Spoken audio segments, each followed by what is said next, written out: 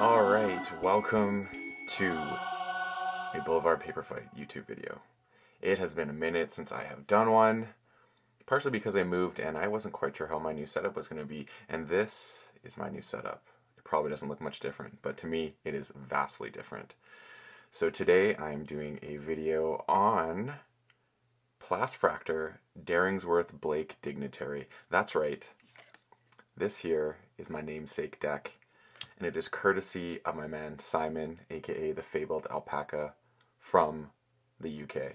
That's right, this deck came all the way from the UK to here to Canada, and now I have it, and I absolutely love it. It's one of my favorite decks.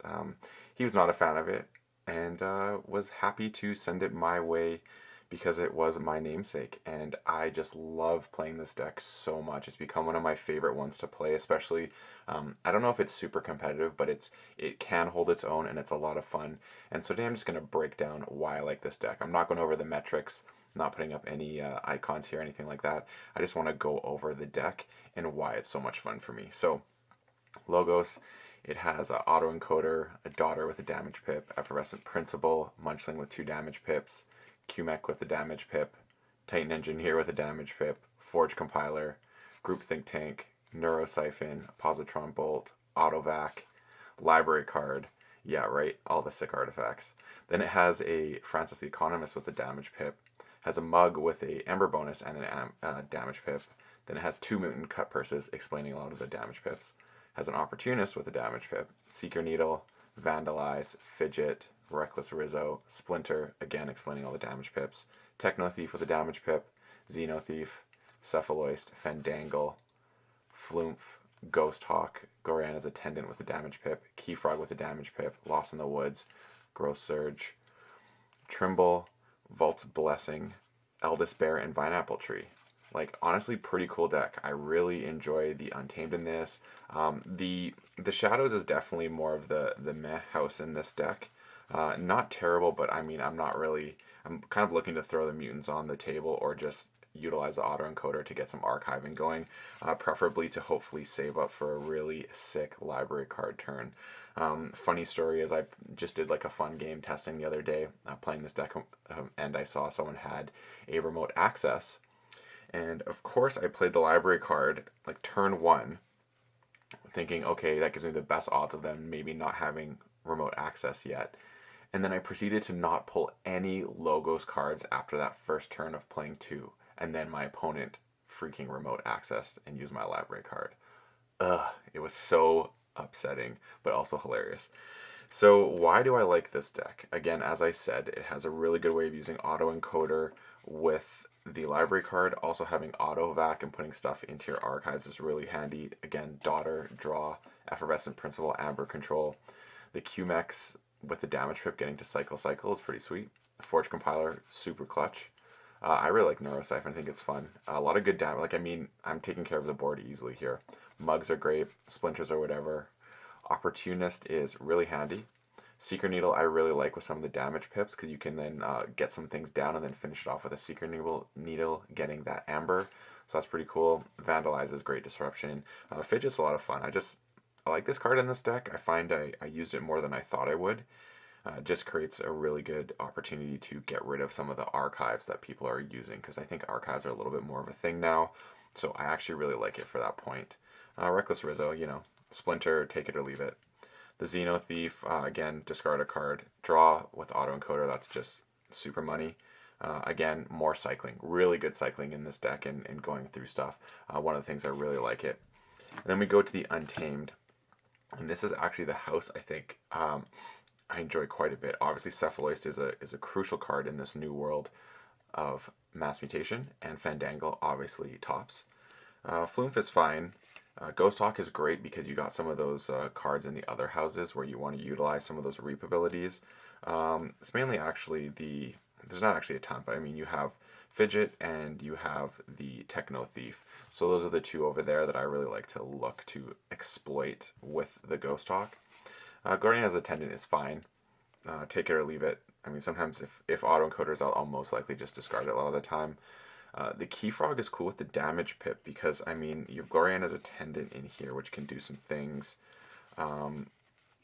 which is good. I mean, you can't get it off right away, but there are some ways to utilize that if you can let it survive one turn, which is kind of cool. Obviously, Lost in the Woods, again, some great removal. With some of the pips on these cards, it's not a bad thing to have. Growth Surge, things like Fandangle and Cephalois are definite targets, same with Daughter. Trimble is, again, a take it or leave it for me. But because of Vault's Blessing, the mutant side of things is really good. Get that fast burst. Again, having a really sick creature like Eldest Bear who's going to do some fun attacking and generating Ember is great. And Vine Apple Tree, I don't hate it actually. I kind of like it in this deck. It provides some good opportunity to increase key cost and have that ability to just... you just got to be careful when you're using it, but it's a nice tool to have on the table in Untamed for a little extra Ember control. Now, the funny thing about this deck is I find that a lot of the cards in it don't operate as much in between one another.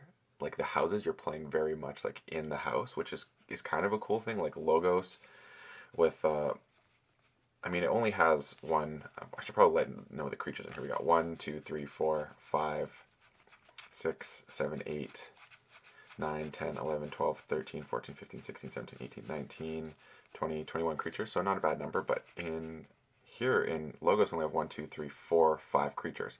It's not bad, but not great. The group Think Tank is kind of nice again for some board clear, but I really like the Titan Engineer, QMX, and the Munchling with the double damage pip is pretty wild. And yeah, I just find I want to get the autoencoder out first, and then hopefully get the library card. The library card is a very interesting thing because I've noticed that when you get it, sometimes you're in a position where you may actually have a lot of Logos cards in hand. So when you play the library card, you're actually already going through the part where you're going to really get true advantage. So you kind of want to get the autoencoder or library card separately, hopefully autoencoder first, and then you can just start kind of putting away some of these Logos cards for later, ideally. And yeah, that's just the way I've noticed I've been playing it, which is a lot of fun. So Shadows does have a decent amount of creatures in it, so you got to keep that in mind when you're playing Get on Board, because there's like 1, 2, 3, 4, 5, 6, 7, 8. So that's something to keep in mind because it's a good way to get some reaping going and things of that nature. The Opportunist with Mug is kind of a cool one if you can get that combo, because between those two, that's potentially getting 4 Ember on one turn, which is quite nice. And then, of course, we cannot forget, when we're in Untamed, I found that Growth Surge has been very crucial. There are some cards I want to stick, particularly Fandangle, and the Vault's Blessing, like I said, is just super nice. So with that, we got like 1, 2, 3, 4, 5, 6, 7, 8, 9, 10. So I mean, 10 mutants in here is nothing to scoff at. That's basically half the creatures are mutants. So the Vault's Blessing usually puts in a key's worth of work, and that's where the Keyfrog Vault's Blessing can really come off quite nicely. But you gotta be careful with being able to pop it. Sometimes it's nice to put yourself really in check so that you either have to take you off or you're just gonna have Keyfrog next turn if they do anyways. It creates this really sort of like inevitable forging happening. So I'm a big fan of that. So yeah, this is my pretty cool Namesake deck. I think it has really cool cards in and itself. When it comes together, it does play kind of, it doesn't have the synergy that you would think it would have, but I find I'm really much looking to go Shadows and Untamed and just really use autoencoder and save the logo stuff for later. But obviously you're going to be playing some. It does cycle very quickly. It does put damage out there extremely well. So one thing to watch out for, I think, is a Cleansing Wave in that regard. But this is a fantastic deck. I absolutely love it. And yeah, the Archon art is pretty sweet as well. So there we have it. Plus Factor, Daringworth, Blake, Dignitary. One of my new favorite decks to just jam in any situation. It can hold its own. And it's also really fun, but not OP. It's a great deck. I love it. So I hope you enjoyed this video. And as always, may your ember never be stolen and your keys forged promptly. Have a good one.